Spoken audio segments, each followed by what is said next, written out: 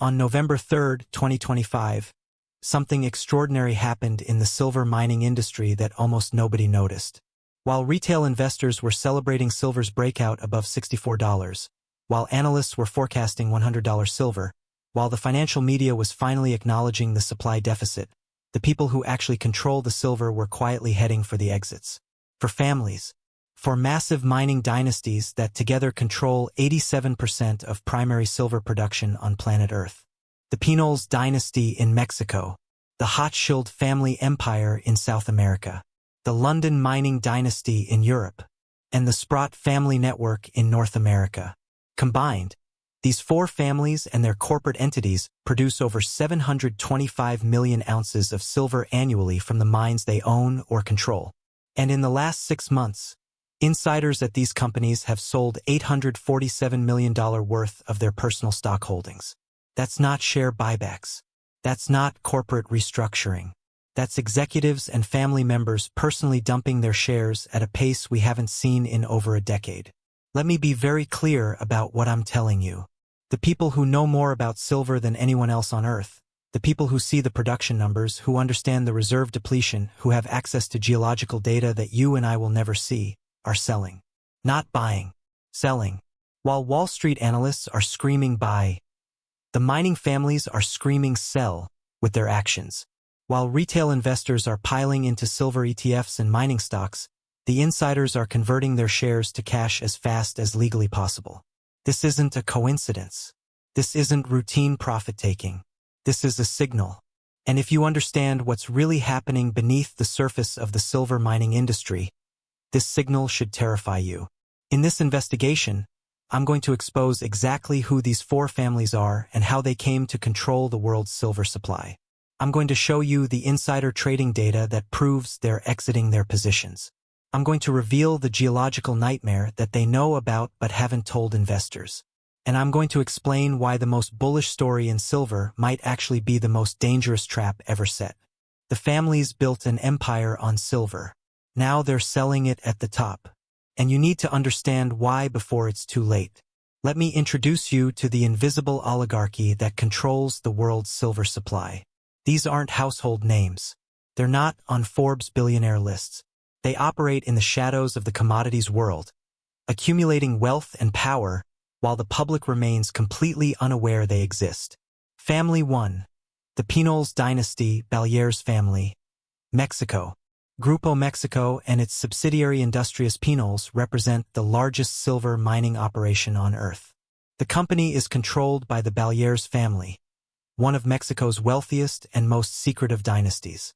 Alberto Baleares, who passed away in 2022, built an empire that produces over 186 million ounces of silver annually, 22% of global mine supply. Their flagship mine, Peñoles, is the single largest silver-producing mine in the world, churning out over 38 million ounces per year. They also control the Fresnillo mine, Saucedo, and dozens of other operations across Mexico and South America. But here's what the annual reports don't tell you. The Baleares family has been systematically reducing their personal exposure to silver mining stocks since early 2024.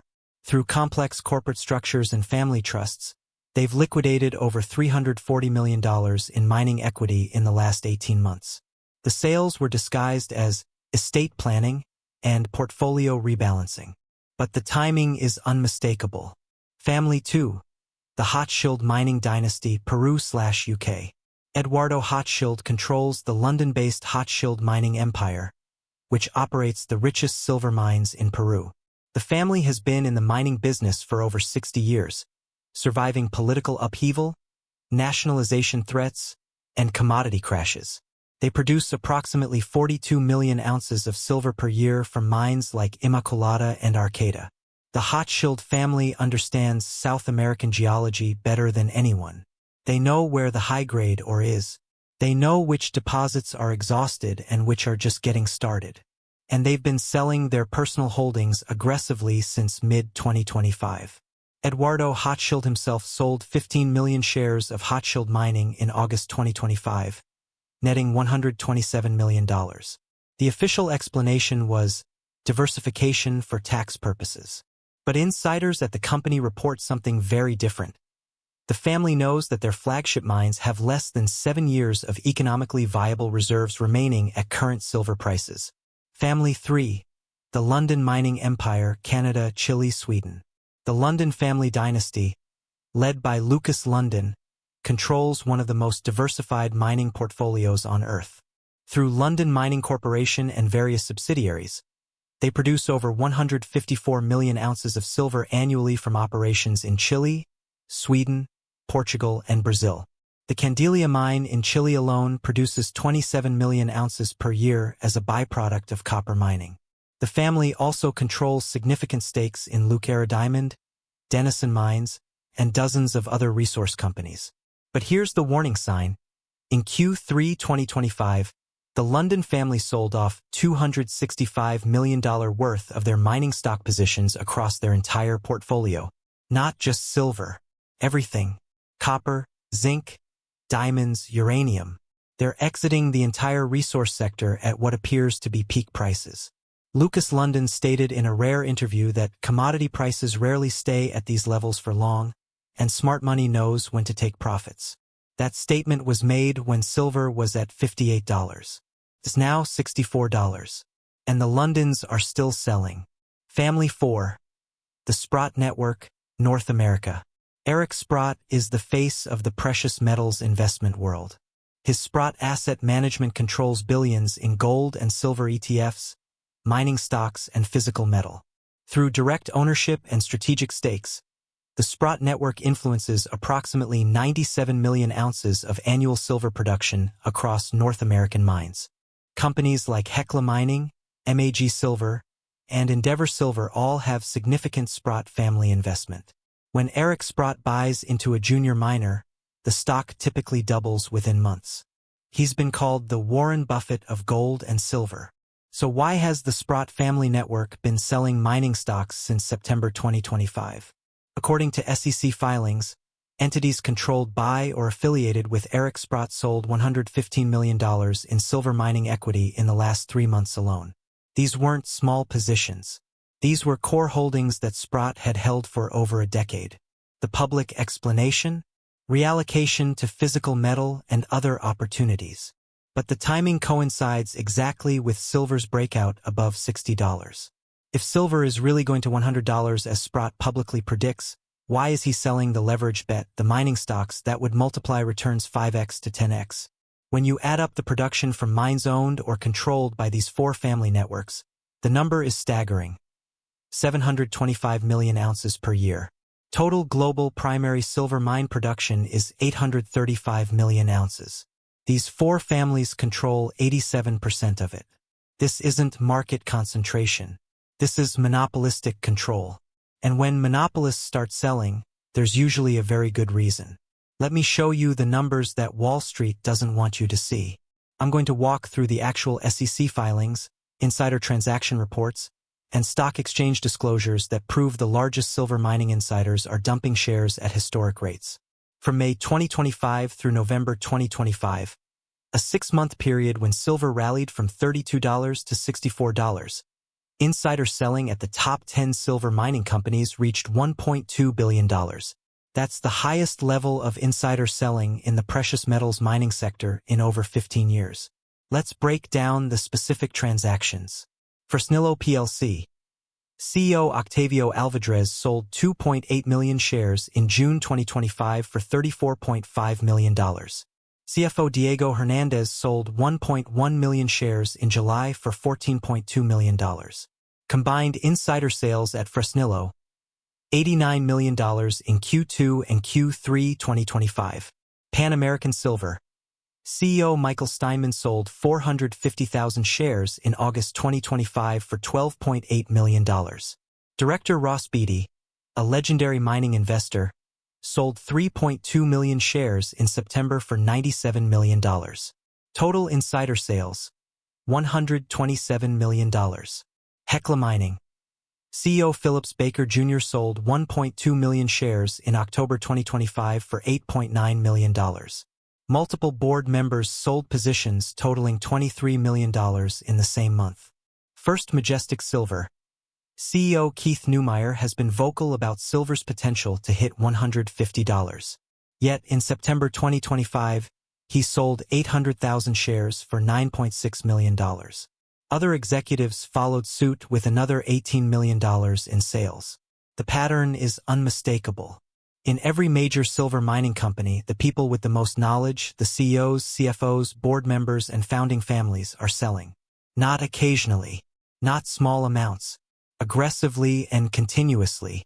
Now, insider selling isn't always a bearish signal. Executives need to diversify. They have taxes and expenses. But the ratio of insider selling to insider buying tells the real story. In the silver mining sector, the insider buy-to-sell ratio in 2025 is 147. For every dollar of stock that insiders are buying, they're selling $47. That's not normal. That's a screaming alarm. For comparison, during the 2010 to 2011 silver bull market, when prices went from $18 to $48, the insider buy-to-sell ratio was 1:3. Insiders were still net sellers, but they were also buying. They believed in the upside. Today, there's almost no insider buying at all. The smart money isn't rotating. They're exiting. Now let me show you why they're selling. Because what's happening beneath the surface of the earth is the real story. And it's not bullish. It's catastrophic. Silver or grades have collapsed. This is a fact that mining companies bury deep in technical reports that nobody reads. But the numbers are undeniable. In 2015, the average silver or grade at primary silver mines was 8.4 ounces per ton. In 2020, it had fallen to 6.1 ounces per ton. In 2025, the average or grade is 4.3 ounces per ton. That's a 48% decline in just 10 years. Think about what that means. To produce the same amount of silver today, mining companies have to dig up and process twice as much rock as they did a decade ago. More diesel fuel, more explosives, more labor, more environmental permits, higher costs for the same output. The largest silver projects in the world, Peñoles, Cannington, Antamina, Ducat, have all seen or grade declines of 30% to 50% over the last decade. These aren't small deposits that are running out. These are world-class mines with hundreds of years of reserves on paper. But the high-grade ore has been mined out. What's left is increasingly marginal. This is why production costs have exploded. The all-in sustaining cost, AISC, for primary silver miners has risen from $11 per ounce in 2015 to over $23 per ounce in 2025. At $64 silver, that sounds like massive profit margins. And it is, for now. But here's the trap. Those cost numbers assume current ore grades. As ore grades continue declining, which they will because that's geology, not economics, production costs will continue rising. Industry experts project that by 2028, the average AISC for silver miners could exceed $30 per ounce. Now factor in the reserve depletion issue. The four families I've exposed control mines with an average remaining mine life of 9.4 years. That's based on current reserve estimates and current production rates. But reserve estimates are notoriously optimistic. When mining companies report reserves, they use assumptions about silver prices, recovery rates, and extraction costs. If silver prices fall below $50, a huge portion of those reserves become economically unviable. They're still in the ground. They're just not worth extracting. Multiple major silver mines have less than 5 years of economically viable reserves remaining at today's ore grades. The Immaculata mine in Peru, 4.7 years. The Saucedo mine in Mexico, 6.2 years. The Greens Creek mine in Alaska, 5.8 years. These are flagship operations. When they shut down, there's nothing in the pipeline to replace them. Global silver mine production peaked in 2016 at 900 million ounces. It's now 835 million ounces and declining at 1.4% per year. By 2030, production could fall below 750 million ounces, even with silver prices above $60. This is the geological reality that the four families understand. The easy silver has been mined. What's left requires exponentially more capital and energy to extract. And when energy costs rise, When labor costs increase, when environmental regulations tighten, marginal silver mines become unprofitable very quickly. Now I need to explain the most dangerous part of this entire analysis. Because what I'm about to tell you contradicts everything you've read about the silver shortage, the supply deficit, and the coming price explosion. Yes, there's a supply deficit. Yes, demand exceeds supply. Yes, inventories are being drained. All of that is true. But the mining families aren't selling because they're pessimistic about silver. They're selling because they know something darker. They're selling because silver mining is dying. And when mining dies, physical silver becomes priceless, which means mining stocks become worthless. Let me explain the paradox. Imagine you own a mine that produces 10 million ounces of silver per year. Your cost is $23 per ounce. Silver is trading at $64. You're making $41 profit per ounce. That's $410 million in annual profit. Your company is a cash printing machine. But you also know that your grades are falling 8% per year. In 3 years, your cost will be $31 per ounce. In 5 years, it will be $42 per ounce. And in 7 years, your mine will be economically exhausted. So what do? You sell the stock now while it's trading at 15x earnings based on today's margins. Because you know that in 5 years, those margins will be gone. The mine will still be producing silver, but it won't be profitable. Meanwhile, physical silver becomes scarcer. Demand continues growing. The price might go to $80, $100, even $150. But your mining stock doesn't benefit, because your costs rose faster than the price. You're producing an asset that's worth $150 per ounce, but it costs you $140 to extract it. This is peak silver. The moment when mining output begins terminal decline because the remaining deposits are too marginal to extract profitably. And we're hitting that inflection point right now. The families that control 87% of silver mining production understand this. They're not selling because they think silver is going down. They're selling because mining stocks and physical silver are about to diverge. One goes to the moon, the other collapses. In previous bull markets, 1980, 2011, mining stocks outperformed physical metal by 5:1 or even 10:1. If silver doubled, miners tripled or quadrupled. That's the leverage that makes mining stocks attractive. But this cycle is different. This cycle ends with peak production, with declining ore grades, with cost inflation that outpaces price appreciation. In this environment, physical silver outperforms mining stocks. The metal becomes scarce. The miners become unprofitable. The four families are making the same calculation that oil executives made in 2018 when they realized shale oil had peaked. They sold their shares at the top. Oil prices eventually recovered. But many shale companies went bankrupt because their costs exceeded revenue. Silver mining is entering the same phase. And the families at the top are getting out while the exit door is still open. Let me be very direct about the implications of what I've just shown you. If you're holding silver mining stocks because you believe in the silver bull market, you may be holding the wrong asset.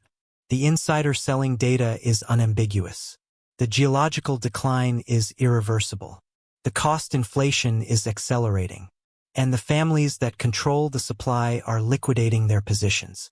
Does this mean silver itself is a bad investment? Absolutely not. In fact, the insider selling in mining stocks reinforces the bull case for physical silver. If mining becomes unprofitable, production collapses. If production collapses, scarcity intensifies. If scarcity intensifies, physical metal becomes exponentially more valuable. But mining stocks are a different story. Let me show you the historical precedent that proves this divergence can happen. In the 1970s, oil companies had massive reserves. They controlled the supply. Their stocks were considered leveraged plays on oil prices. Then, in the 1980s and 1990s, something interesting happened. Oil prices stayed relatively high, but oil company stocks underperformed. Why? Because their costs rose, their easy reserves were depleted, and new production required exponentially more capital. Eventually, oil companies became bond-like investments, stable dividends, low growth, No leverage to oil prices. They became utilities, not growth stocks. Silver miners are heading in the same direction.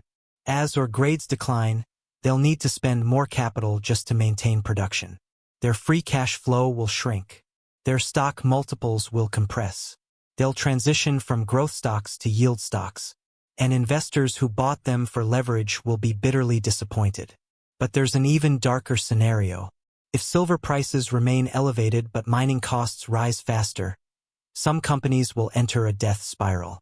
They'll be producing an asset worth $100 per ounce at a cost of $95 per ounce. Tiny margins. No room for error. When commodity prices eventually correct, and they always do, these marginal miners will face bankruptcy. The families that controlled them will have exited years earlier, and retail investors will be left holding worthless equity. Now let me show you what the four families are doing with the cash from their stock sales, because this reveals their true strategy. And it's not what you think. They're not selling silver mining stocks to buy bonds or real estate or tech stocks. They're reallocating into three specific areas. First, physical metal. The Sprott family network has been buying physical silver and storing it in private vaults. Not SLV. Not ETFs. Physical bars in allocated storage. They're exiting the mining business and entering the vaulting business. Second, royalty companies. Several of the families have been quietly acquiring stakes in silver royalty companies like Wheaton Precious Metals and Franco-Nevada. Royalty companies don't mine. They finance mines in exchange for a percentage of future production at fixed prices. They get the upside of rising silver prices without the cost inflation of mining.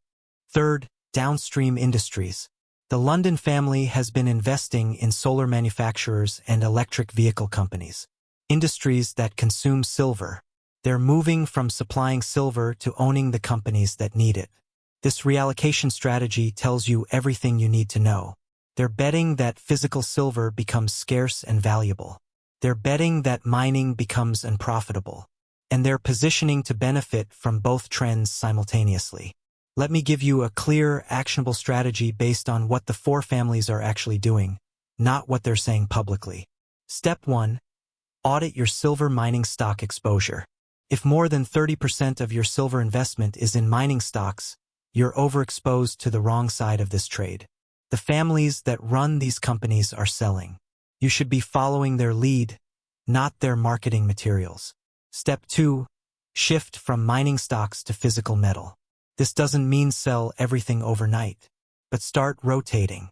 For every $10,000 in mining stocks, consider moving $5,000 to physical silver.